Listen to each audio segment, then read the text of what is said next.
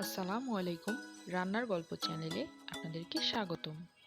প্রথমেই তেলে দিয়ে দিচ্ছি কিছু পরিমাণ রসুন কুচি। এর সাথে দিয়ে দেব কেটে পরিষ্কার করে ধুয়ে রাখা মলা মাছের শুটকি। এরপর দিয়ে দেব কিছু পরিমাণ পেঁয়াজ।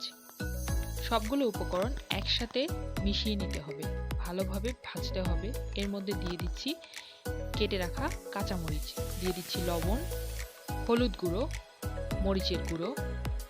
এখন সবগুলো মশলাকে একসাথে কষিয়ে নিতে হবে। মশলা কষানোর জন্য আমি এখানে কিছু পানি দিয়ে মশলা ভালোভাবে নেড়ে ঢেকে দিচ্ছি।